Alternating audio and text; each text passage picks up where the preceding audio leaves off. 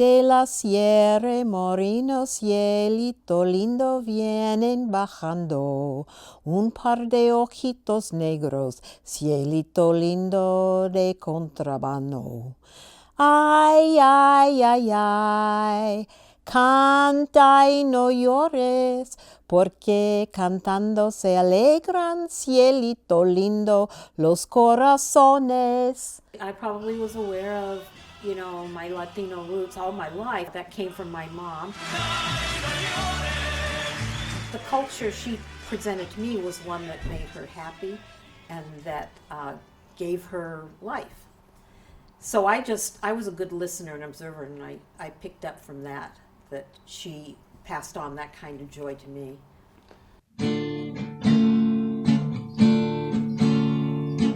My name is Carolyn Pettengill Ainsworth, and I was born in Haverhill, Massachusetts, and I've lived in Massachusetts, I lived in Puerto Rico, and California, and then ultimately in Oregon, and did a variety of things in between those places. My parents were Charles Pettengill, who was born also in Haverhill, Massachusetts, and my mother, Patria Diaz Pettengill, who was born in Puerto Rico.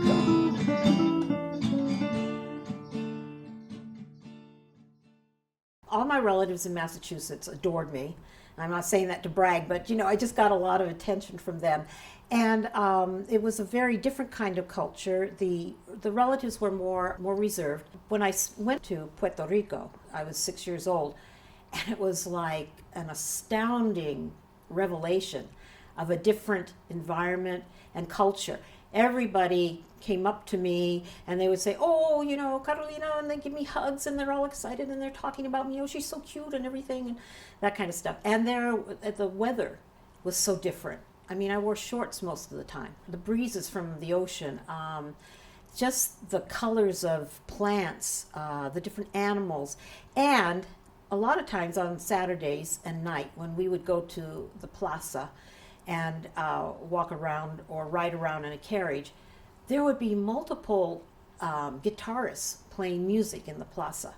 So that was completely different. Both of them equally good, but both different.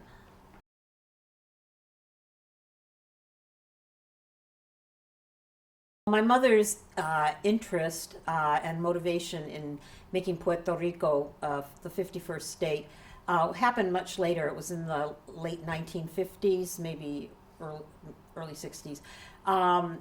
And she became involved because there were some Puerto Ricans in California by that time we were living there who were involved in this effort. And somehow or other she connected with them and got involved in petitions and writing letters and things like that.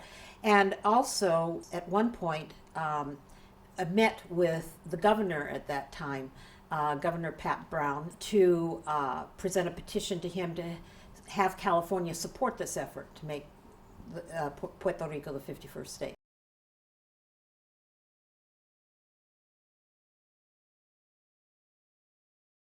I was about between the ages of 9 and 11.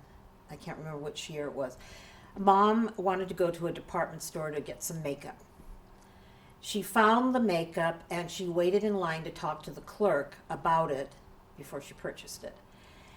The minute she started talking, of course, Mom had an accent, and the minute she started talking, the clerk, as a little kid, I watched this and I could see the face on the clerk change expression.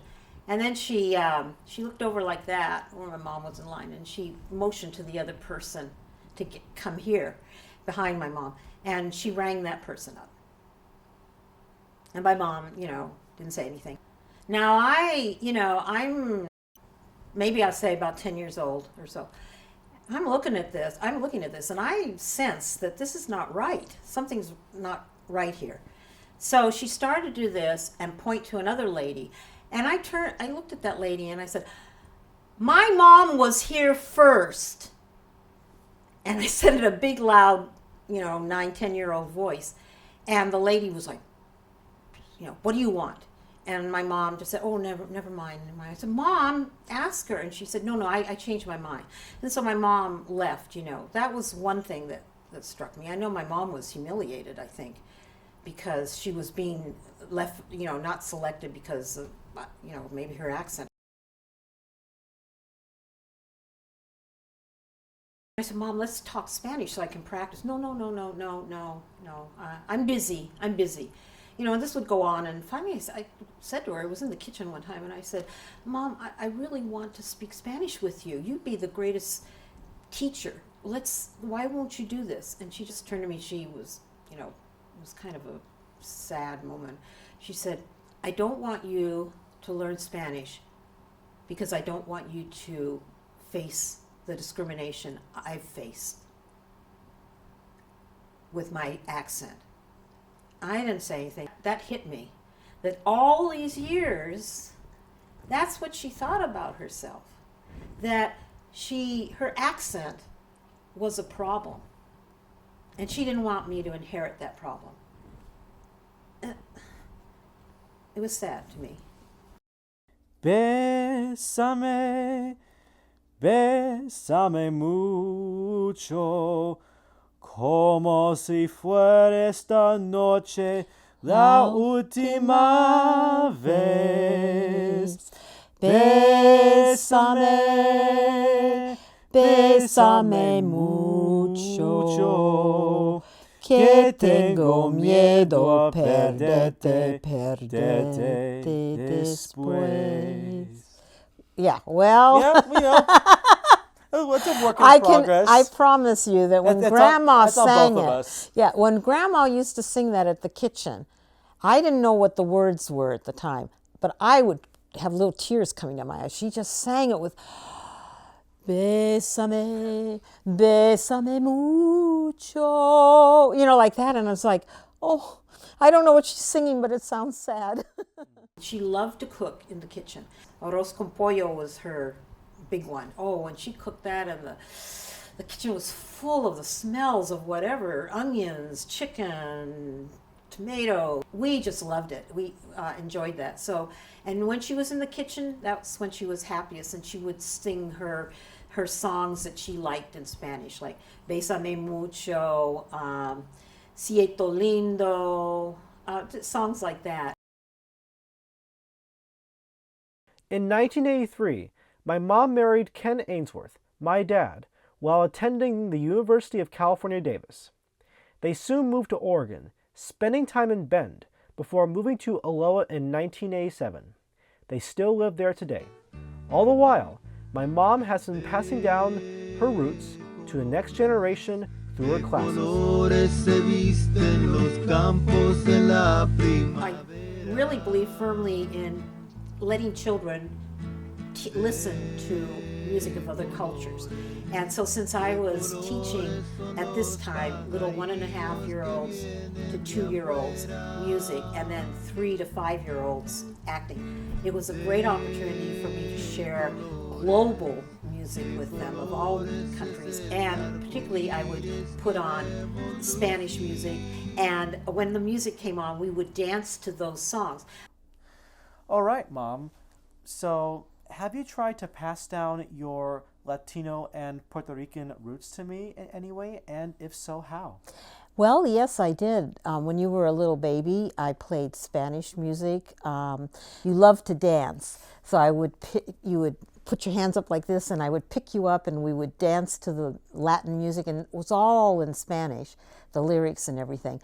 And the other thing that I did was that I bought or went to the library and got books that had both English and Spanish in them, and they were very simple books. And it might be something like, in English, the elephant is huge, and then you would have the translation in Spanish. I always read you the Spanish first, and then I would just go through the Spanish and never really touch the English, just so you got the sound of the language.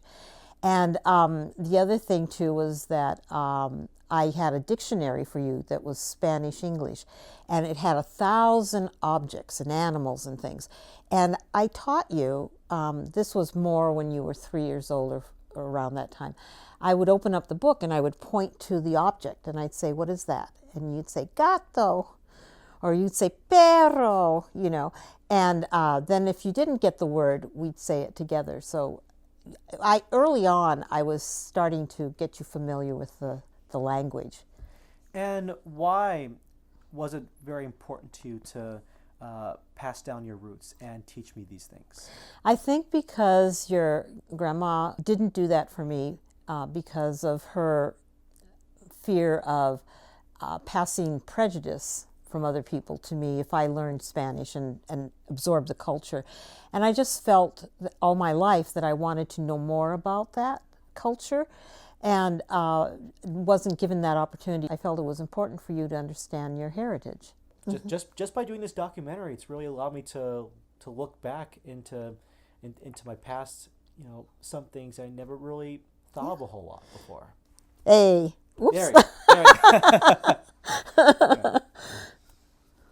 Well, thank you, David. It's been wonderful having Yeah, this talk with you and absolutely. sharing things, and I hope we can do it Yeah, again. for sure. Thank you. Oh, my sweet boy. Love you. Love you too, honey.